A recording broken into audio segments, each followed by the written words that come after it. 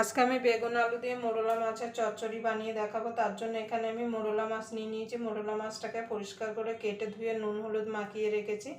আর এখানে নিয়ে নিয়েছি বেগুন, আলু, টমেটো, কাঁচা লঙ্কা। আলুগুলোকে আমি এইভাবে লম্বা করে কেটে নিয়েছি, বেগুনগুলোকে আমি এইভাবে সরু সরু করে কেটে নিয়েছি। আপনারা চাইলে এর মধ্যে কিন্তু আরও সবজি দিতে পারেন, সিম, পেঁয়াজ কালি। মোরলা মাছ কিন্তু অনেক রকমভাবে কিন্তু রান্না করা যায়, কিন্তু একবার এইভাবে বেগুন আলু দিয়ে মোরলা মাছের চচ্চড়ি বানিয়ে দেখবেন। গরম ভাতের সঙ্গে খেতে কিন্তু অসাধারণ লাগে। আবার গরম ভাতে ডাল দিয়ে মেখেও এই মোরলা মাছের চচ্চড়ি দিয়ে খেতে কিন্তু অসাধারণ লাগে। এবার আমি রান্নায় চলে যাব। গ্যাস ধরিয়ে একটা কড়াই বসিয়ে দেবো। এবার কড়াইটা গরম হওয়া পর্যন্ত অপেক্ষা করব। দেখুন বন্ধুরা, কড়াইটা গরম হয়ে গেছে, দিয়ে দেবো তেল।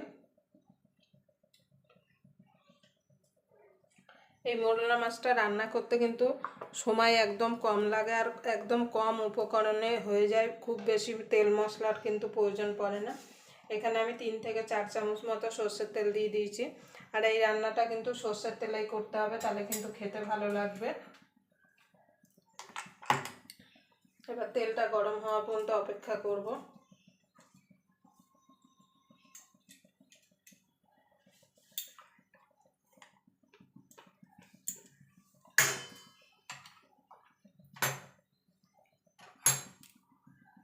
দেখুন বন্ধু, তেলটা গরম হয়ে গেছে।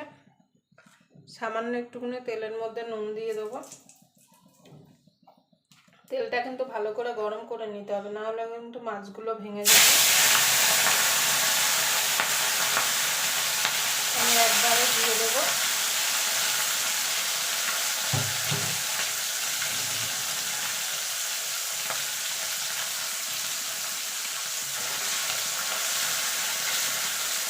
এবারে একটু চটুট করে মাছগুলোকে ভেজে নেবো। মাছগুলো একটুখানি কড়া করেই ভাজবো।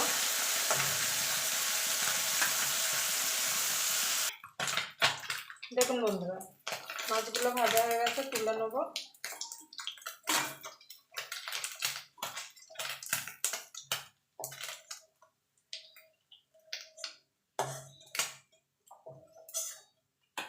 এই তেলে আলুগুলো ভেজে নেবো।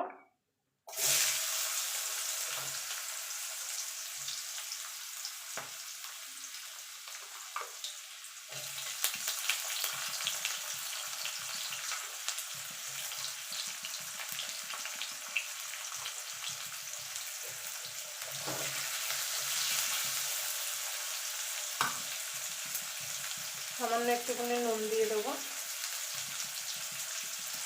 একটুখানি হলুদ গুঁড়ো দিয়ে দেবো, দিয়ে আলুটা লাল লাল করে ভেজে নেবো।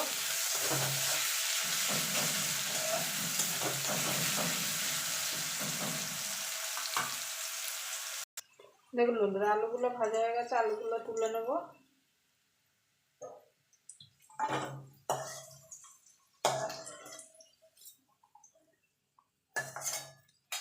এবার বেগুনগুলো ভেজে নেবো।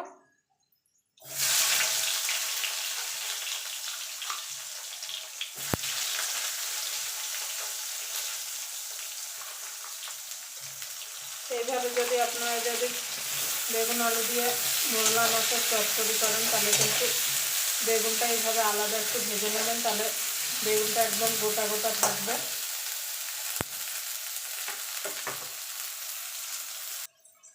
দেখুন বন্ধুরা, আলুগুলো ভাজা হয়ে বেগুনগুলো ভাজা হয়ে গেছে, তুলে নেব।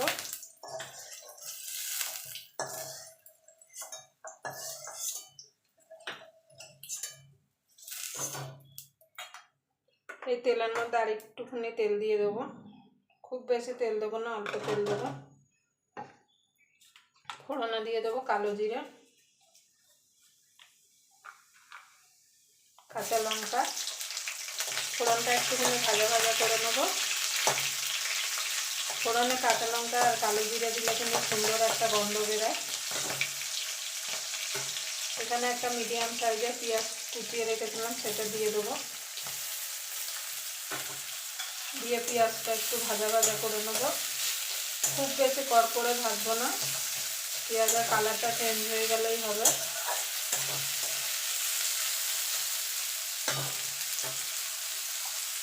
দেখুন বন্ধুরা, পেঁয়াজটা ভাজা হয়ে গেছে। এবার আলুটা আর বেগুনটা দিয়ে দেবো, দিয়ে ভালো করে পেঁয়াজের সঙ্গে মিশিয়ে নেব।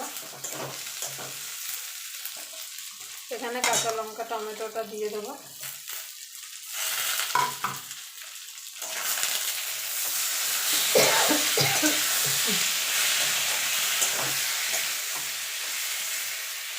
এবার কিছু গুঁড়ো মশলা দিয়ে দেবো, স্বাদ মতো নুন দিয়ে দেবো, হলুদ গুঁড়ো দিয়ে দেবো, লঙ্কার গুঁড়ো দিয়ে দেবো। ঝালটা আপনাদের স্বাদ মতো দেবেন, এর মধ্যে আর কোনো মশলা পড়বে না। এবার ভালো করে মিশিয়ে নেব।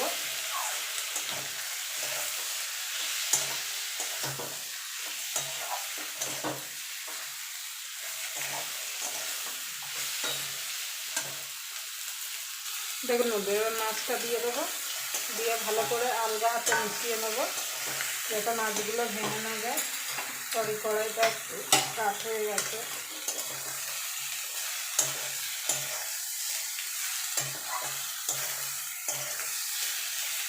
এবার জল দিয়ে দেবো, খুব বেশি জল দেবো না, অল্প করে জল দেবো, কেন বেগুন আলু কিন্তু সিদ্ধ হয়ে গেছে। এটা কিন্তু গামাকা খেতে ভালো লাগে বেশি। এবার এটাকে রান্না হতে দেবো মিনিট 3-4। দেখুন বন্ধুরা, বেগুন আলু দিয়ে মোরলা মাছের চচ্চড়িটা হয়ে গেছে। এবার ধনে পাতা দিয়ে দেবো।